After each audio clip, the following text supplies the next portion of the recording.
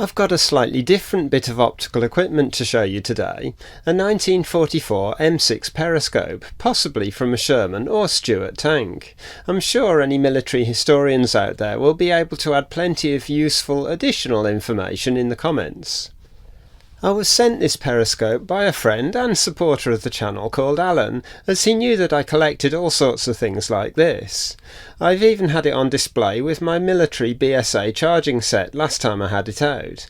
I'll put links to the videos about that charging set down in the description. Obviously, a periscope is a pretty simple thing. You have some sort of tube with a 45-degree mirror at the one end pointing towards the user, and a 45-degree mirror at the other end pointing in the opposite direction. In the case of a tank, this allows the crew to see out of the tank while remaining relatively safe inside.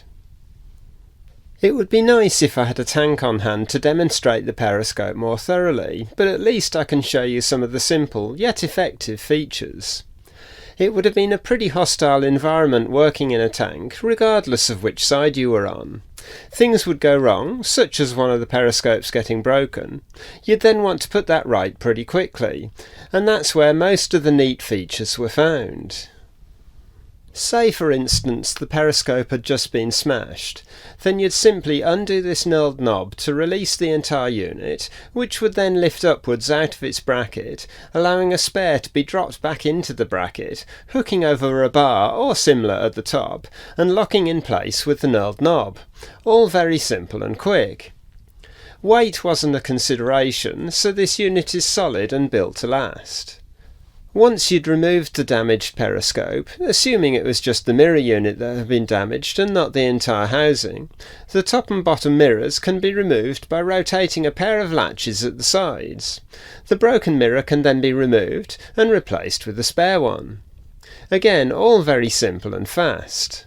If I remove both mirrors, you can see that what's left is just an empty box. There were different periscopes for the gunner, which contained an additional telescope for accurate location of a target, rather than just for driving the tank around. If we take a closer look at the plate on the side of the periscope, it shows the model number of M6, the manufacturer, Minneapolis Honeywell Regulator Company, or Honeywell as they're known these days, a date of 1944, but no serial number on this particular copy. On the bottom mirror casing there's a sticker saying Periscope Adjustment Knob Settings for this head, with sections to record periscope serial number, elevation setting and deflection setting.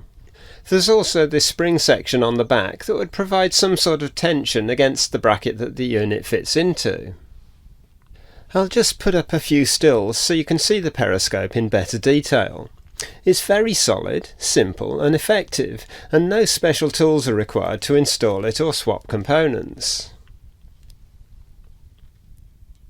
And that's about as much as I can tell you about it. You'll often see these periscopes at military affairs and other vintage events, and you might even spot the top section peeping out the next time you see a vintage tank. I read somewhere that there were 12 periscopes on a Sherman tank, but I have no idea how accurate that figure is.